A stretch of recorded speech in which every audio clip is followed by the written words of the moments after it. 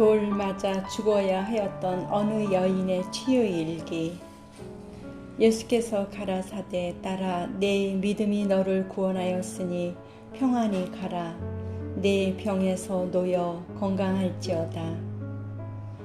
저는 간음하는 중 현장에서 들켜서 서기관들과 바리새인에 의하여 예수님에게 끌려갔던 여인입니다. 그때는 유대인의 명절 유월절이 끝난 후였는데 예수님도 예루살렘에 오셔서 말씀을 전파하고 있었던 때였습니다. 주로 그분은 갈릴리에서 활동을 하시는 분이라고 들었는데 이 명절 가운데 예루살렘에서 많은 활동을 하시는 것을 들었습니다. 그분의 설교는 수천 명의 영혼을 먹이시고 병든 자들을 고치시고 앉은 뱅이를 고쳤다는 소문도 들었습니다. 이 명절 때에도 38년 동안 앉아있던 병자를 고쳤다고 들었습니다. 이러한 소문이 퍼지자 예수님의 명성과 인기는 하늘 높은 줄 모르고 올라갔고 이에 반하여 예수님을 잡아서 고소하고자 하는 무리들도 많아졌습니다. 저는 이러한 명절 때에도 한 남자와 정사를 나누게 되었습니다. 저는 아직 결혼을 하지 않은 여자였지만 한 남자를 알게 되었고 명절에 들뜬 분위기 가운데 간음을 행하게 되었습니다. 하나님께서 가장 싫어하는 것이 간음이요 부정한 생활이라는 것을 알고 있지만 저는 어쩔 수 없는 유혹에 빠져 들어갔습니다. 그런데 어찌된 일인지 이러한 현장을 그만 들키게 되었습니다. 저는 죽을 죄를 진 사람처럼 얼굴을 들지 못하였고 그 남자는 도망가 버렸습니다. 바리새인과 서기관들이 저를 간음의 현장에서 붙잡아서 예수님에게 데리고 간 것은 저를 심판하고자 하는 것이 아니라 예수님이 과연 어떤 대답을 할지 보아서 어떤 트집을 잡으려고 하였던 것 같습니다. 저는 저와 함께 동침하였던 남자는 잡아들이지 않고 저만 예수님에게로 끌고 가는 그들이 이해할 수가 없었습니다. 저 혼자서 간음을 한 것은 아니지 않습니까?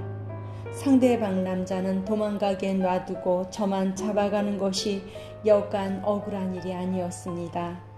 더군다나 많은 사람들 앞에 간음하다가 잡혀온 여자라고 공고할 때에 저의 인생은 앞으로 어떻게 되겠습니까? 간음이 잘못된 것이라는 것을 알고 있기는 하지만 저도 양심이 있는 여자요 체면이 있는 여자가 여간 수치스러운 일이 아니었습니다. 앞으로 결혼할 길이 막히는 것이었고 생명을 부지하기가 어렵게 되었습니다. 저는 이러한 불미스러운 일을 통하여 그 유명한 청년 예수에게로 끌려갔습니다. 지혜가 있고 능력이 있고 말씀의 권세가 있다는 소문난 청년 예수에게로 끌려갔습니다. 바리새인과 서기관들은 드디어 예수를 잡을 기회가 생겼다고 자신하면서 저를 데리고 예수님에게로 간 것입니다. 그들은 의기양양하여 예수님, 이 여인이 간음하다가 현장에서 잡혔습니다. 모세의 율법에 이러한 여자들은 돌로 치라고 하였는데 예수님은 어떻게 말하시겠습니까? 하고 물어보았습니다. 그 당시 처녀가 간음하다가 잡히면 돌로 쳐서 죽여도 되었고 유부녀가 간음하다가 잡히면 화형에 처하여도 되었습니다. 모세의 법이라고 하는 것이 여인들에게 아주 가혹한 법이었습니다. 서기관들과 바리새인들은 이때가 최적의 기회이며 예수를 고소할 기회가 생겼다고 믿고 있는 것 같았습니다. 모세의 법에 따라 돌로 치라고 하면 사랑이 없다고 할 것이요 풀어주라고 하면 모세의 법 곧 현행법을 어기는 것이므로 고소할 조건을 찾게 되는 것입니다. 저는 그러한 상황에서 당황하기 시작하였습니다. 과연 예수님이 무엇이라고 말씀하실지 궁금하였습니다. 예수님의 말씀에 따라 저의 생명도 달려있기 때문입니다. 예수님이 돌로 치라고 하면 저의 생명은 그 자리에서 끝나는 것입니다. 진퇴양난에 예수님이 처하게 된 것 같았습니다. 그동안 구경꾼들은 모여들어서 호기심 어린 눈으로 바라보고 있었습니다. 더군다나 가늠하다가 현장에서 잡힌 저를 보고는 조롱하며 더러운 계집이라고 손가락질하였습니다. 어디 얼굴이나 보자 라고 하면서 수군거렸습니다. 그런데 예수님은 그들의 질문에 동요받지 않으시고 조용히 땅에 무엇인가 글을 쓰셨습니다. 사람들이 궁금하여 숨을 죽이고 기다리고 있었습니다. 얼마가 지나자 예수님은 너희 중에 죄 없는 자가 먼저 돌로 치라고 하셨습니다. 예수님도 돌로 치라고 명령을 하신 것입니다. 모세의 법을 따라 돌로 치라고 명령을 내리신 것입니다. 저는 깜짝 놀라서 어쩔 줄을 몰랐습니다. 그러나 중요한 대목이 더 있었습니다. 너희 중에 죄 없는 자가 먼저 돌로 치라는 말씀이었습니다. 죄 없는 자가 있으면 먼저 돌로 치라는 말씀이었습니다. 그리고 다시 몸을 굽혀 땅에 무엇인가를 쓰기 시작하였습니다. 그런데 놀라운 일이 일어나기 시작하였습니다. 모여든 사람들이 하나둘씩 그 자리를 떠나기 시작하는 것이었습니다. 그것도 늙은이부터 떠나기 시작하여 젊은이까지 모두 떠나는 것이었습니다. 돌을 치려다가 오히려 돌을 놓고 하나둘씩 떠나기 시작하였습니다. 그들은 모두가 양심의 가책을 받은 것입니다. 그 어느 누구도 의인이라고 생각하는 사람들은 없었던 것입니다. 숨겨진 죄악 때문에 고민하던 무리들이 나이 많은 순서부터 떠나기 시작하였습니다. 나이가 들수록 늘어나는 것은 죄뿐이 없었을 테니까요. 모두가 떠나가고 저와 예수님만 남았습니다. 예수님은 자비하고 긍휼에 찬 눈길로 저를 바라보셨습니다. 저는 처음으로 맑고 거룩한 눈길을 보았습니다. 그분의 눈빛은 생명으로 가득 차 있는 것 같았습니다. 저와 같은 더러운 여인이 감히 바라볼 수 없는 거룩함이 그에게서 흘러나왔습니다. 저는 그분 앞에서 몸둘 바를 모르고 고개를 숙이고 있었습니다. 그분이 무슨 말을 하실지 궁금하였고 너무나 수치스럽고 부끄러워 견딜 수가 없었습니다. 곧 예수님은 이렇게 말씀하셨습니다.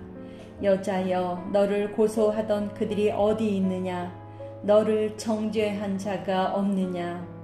저는 주여 없나이다 라고 대답하였습니다. 그러자 주님은 나도 너를 정죄하지 않는다. 다시는 죄를 범하지 말아라 하고 자리를 떠나셨습니다.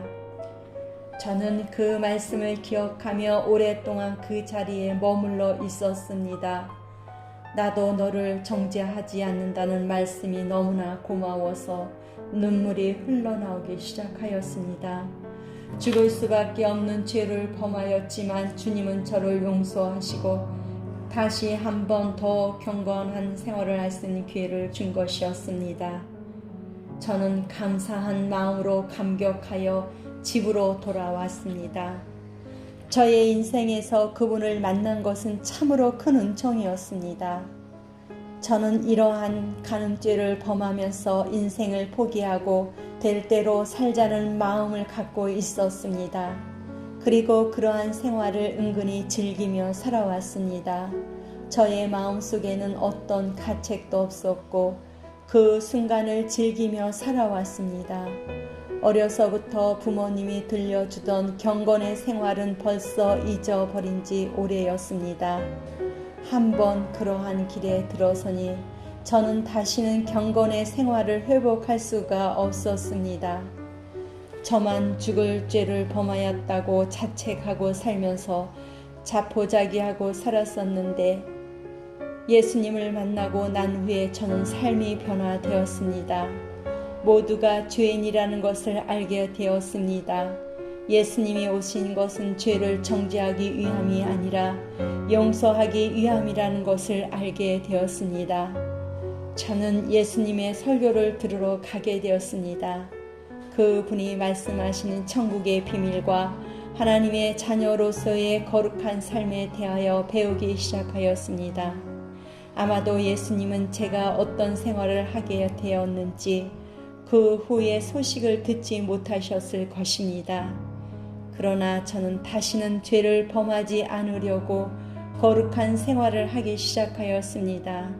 주님이 저를 정죄하지 않는데 누가 정죄를 하겠습니까? 저는 용서의 은총, 다시 한번 더 기회를 주신 은총에 감격하여 새로운 존재, 새로운 삶을 시작하였습니다. 주님이 주신 복음, 나도 너를 정죄하지 않는다는 복음을 붙잡고 새로운 생활을 하기 시작했으며 거룩한 하나님의 자녀가 되었습니다.